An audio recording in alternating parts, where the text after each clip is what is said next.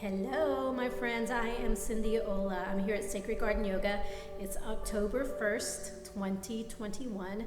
Mercury is also in retrograde. He went into retrograde probably about 3 days ago or so. So you might be feeling the energy of that along with all of this potent movement as we move into October, the season of the veils thinning.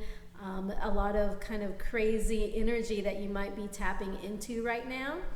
And it's actually funny because I just finished doing a video with Bryce from Esoteric Atlanta, and toward the end of the video I was telling a story in good old Mercury retrograde style. My internet went down and totally like glitched and left the story at a cliffhanger. So I'm gonna complete the story, like tell you the story here and complete it, because I think it goes in perfectly with what we're going to be talking about anyways.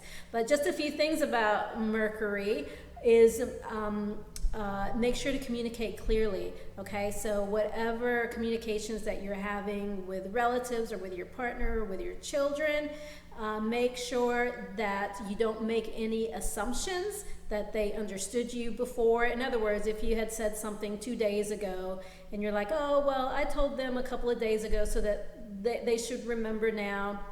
Don't make any assumptions. Over communicate if you need to. That's going to be better than under communicating at this point.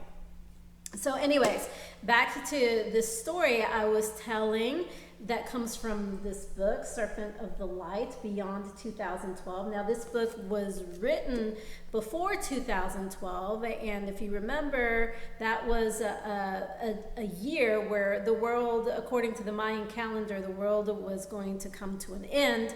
But it really just signified this transition that we're in right now, this transition from the age of Pisces into Aquarius, and it's also the transition into more of this divine feminine aspect and power that's been rising up for quite a while now. As we know, as we transition from one era to another, it takes time. Obviously, it's not going to happen overnight, and it's not even going to happen within a time frame of a few years. It takes a few years. But in this story, whether it's myth or true, I don't know. For me, it really doesn't matter. I mean, there could be some truth to it, or it could be a complete myth. I personally like myths because it helps us to reach deeper into our imagination.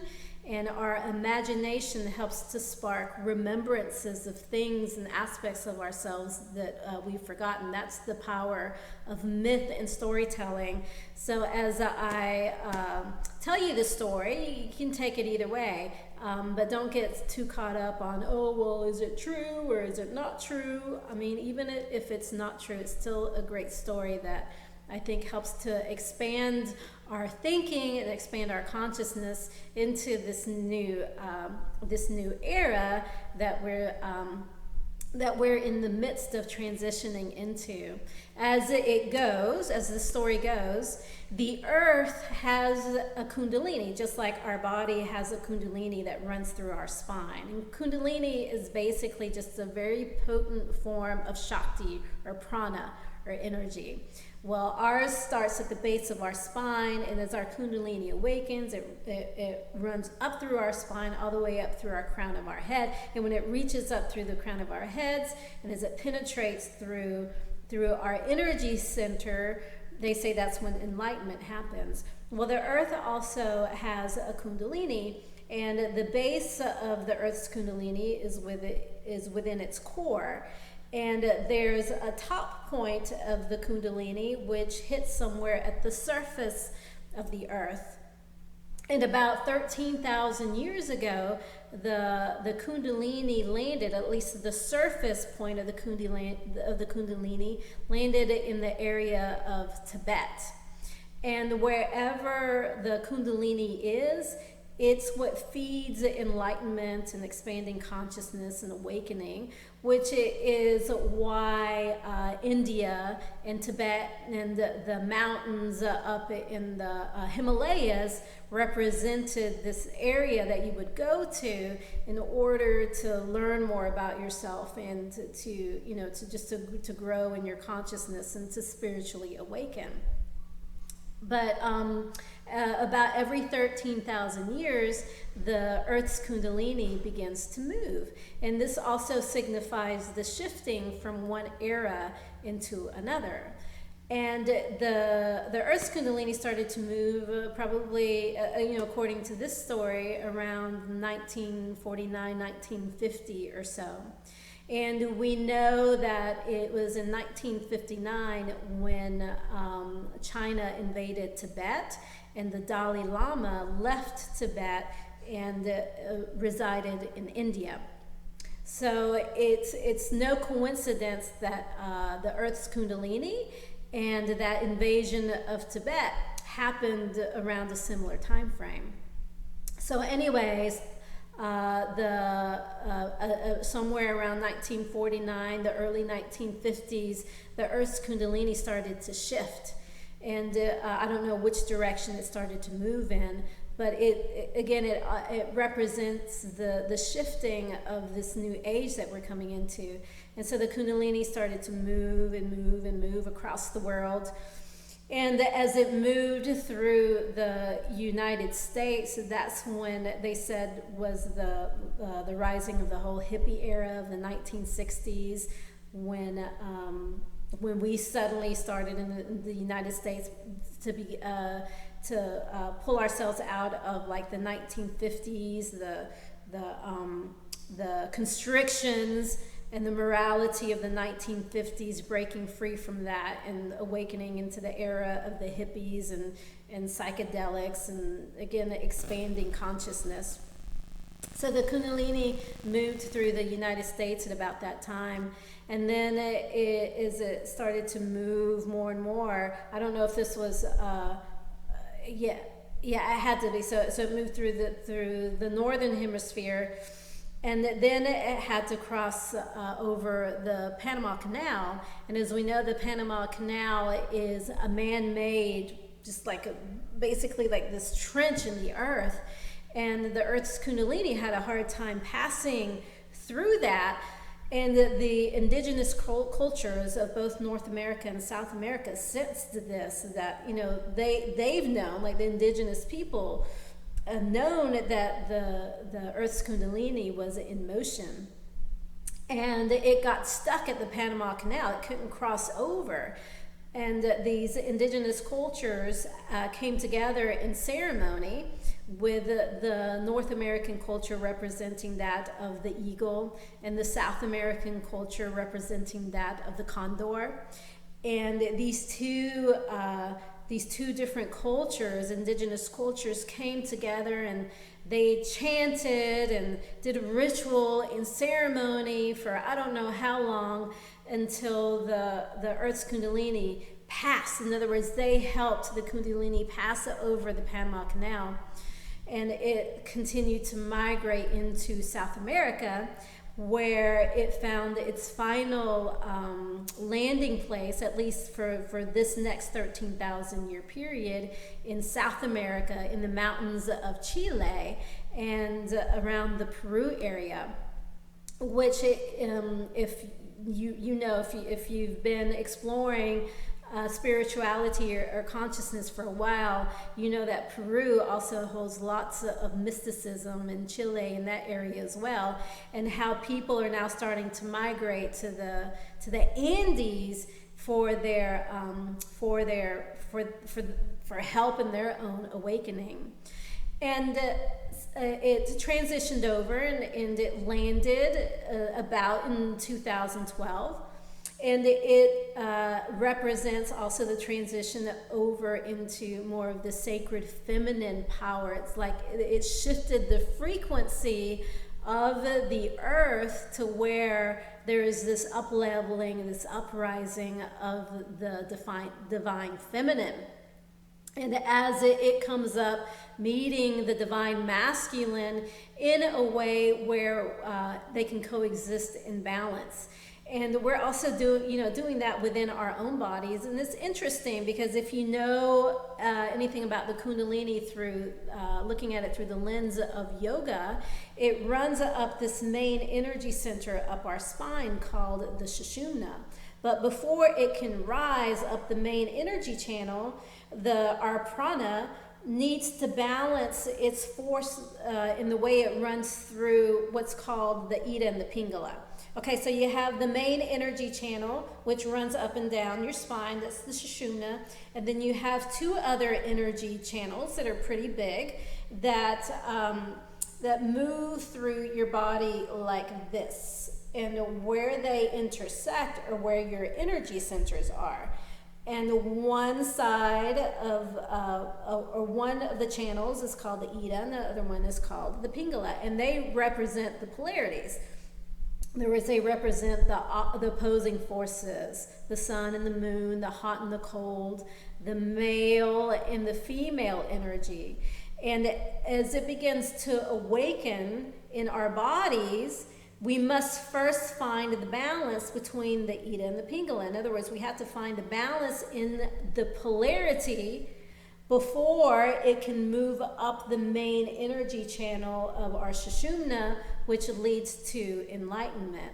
So same kind of a thing here with the Earth going through. It's like this bigger, the planetary shift of finding the balance between the polarities, bringing together the opposites, bringing together the male and the female aspects so that they can coexist in the sacred marriage and in harmony. And in that harmony, and also in the balancing of our humanity and divinity, because that's another polarity within itself. We are both human and divine. Bringing in that marriage as well is what leads to our ascension and our enlightenment and our awakening.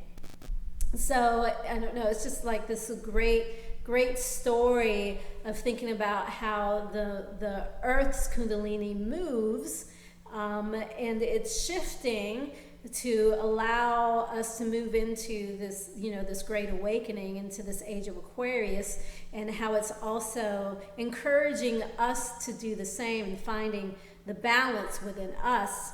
Because it's so important right now that we begin to elevate our frequency. I've already made several videos about this, but it's so important for us to do that. Now that we're in October, the veils are going to be thinning.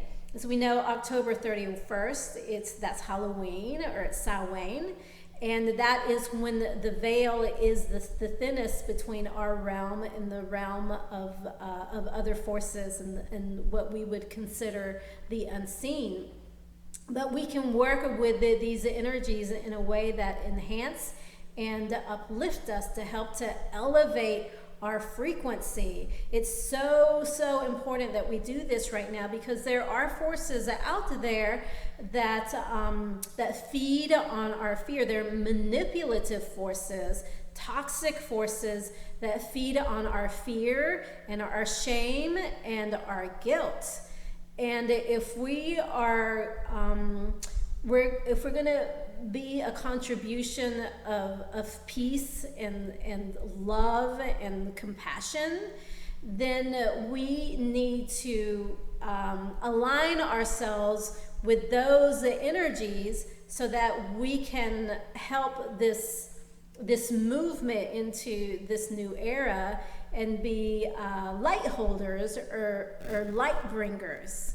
And a few things, what I wanted to talk about today too are some things that you can do that will help you elevate your frequency. I mean, we've talked about before in other videos about the difference in the frequencies of the emotions that we hold.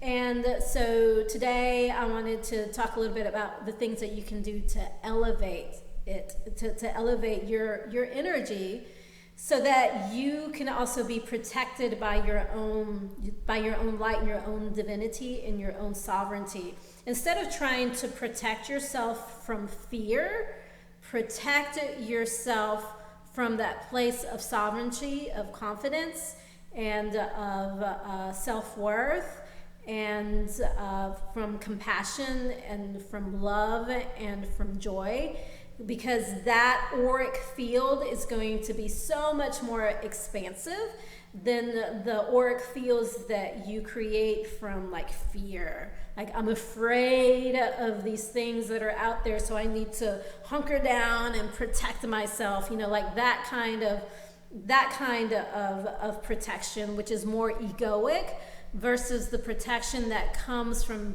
fully stepping into your authenticity and your power.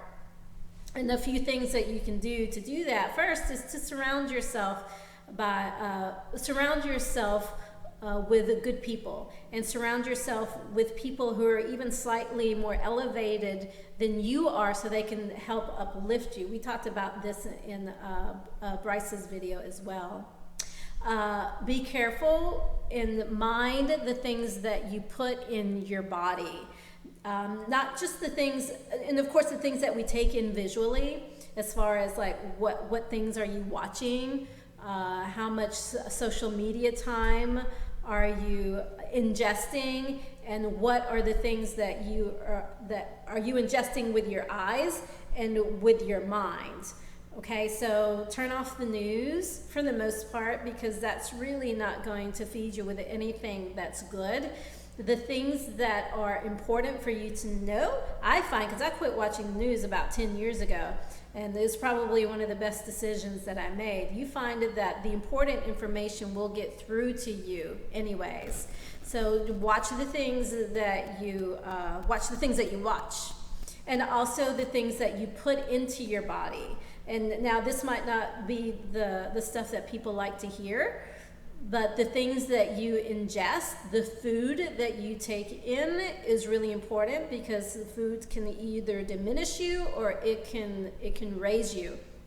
And just for an example, and I'm telling on myself here, a couple of days ago, or I don't know, maybe about a week ago, I was in a hurry, and I was with my son in the car, and we were both hungry, and we hadn't eaten anything because we were running around all day, so we decided to stop by Taco Bell to grab something to eat. And I don't eat fast food very often. But anyways, while I was eating this taco, I suddenly had the smell. And we've talked about your intuition and your clear senses, and one of your clairs is your an expanded sense of smell.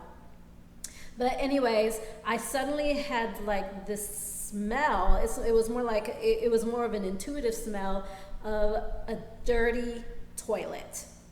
And that was, in essence, my body telling me that, hey, you're putting crap in your body, you're putting shit into your body, and this is totally going to make you feel like crap for a little while.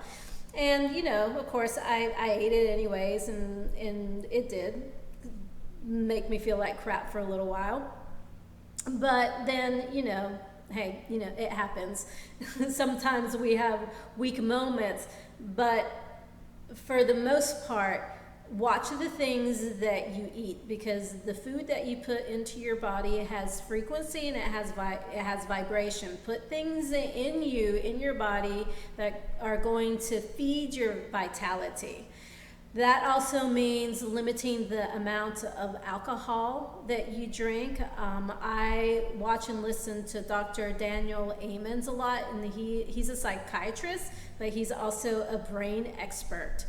And he's done lots of research in showing how alcohol is just terrible for your brain. Any amount, actually. Even that little red glass of wine that you have once a day. And it's, you know, like I said, this isn't, I know most of us don't want to hear this. And you know, of course, we have, I mean, I know I have my cocktail every now and again, but know that alcohol in general is always going to lower your frequency. It's not going to raise it. So just think about that when you're having your drinks. And the least popular one of all is, of course, marijuana. Smoking marijuana, and I know that there's all this stuff out there about how And I'm not talking about like in a medical sense, because obviously if you have some kind of medical condition and the marijuana helps you with that, then by all means do what you need to do. But just know that in general, and this is according to the experts, this is not just me telling you this is like people taking brain scans of others who do a lot of marijuana. It does affect your brain in a negative way. I'm sorry, I hate to tell you that, but it's just, it's the truth. So think about that as well when you are doing your things and you're trying to become more clear and to elevate your frequency, that alcohol, fast food, marijuana, none of those things are going to contribute to that. So watch what you ingest, what you put into your body. It matters. And the general rule about that too is it's a 3-day period where what you ingest within your body for a 3-day period, that's what's going to be like your average. In other words, if you have a day, like, you have a cheat day, like we all have a cheat day, one day isn't going to affect you as much. But once you start to get into 3 days straight, that's when it's really going to begin to affect the way you feel and your energy and your frequency. So just keep that in mind as well. So watch what you eat, watch what you ingest, the people that you're around. See, those are the main things that are coming through right now. And of course, just continue to do your own internal work, moving through whatever is making you feel fearful or unworthy or not good enough, because those emotions are the ones that are going to bring you down as well. So do your work to elevate yourself, because again, the world needs you right now. The world needs you to be in a more elevated state. You need it for yourself too, to protect yourself from any kind of manipulative forces that might be coming in right now. Again, those manipulative forces, they feed off of fear and shame and guilt and those kind of emotions. They don't know what to do with joy and love and humor and laughter. So the more of that you bring into your life, the more protected you'll be from any of these manipulative forces that might be coming through, especially as we're moving into like October and with all of this movement and change that's going on.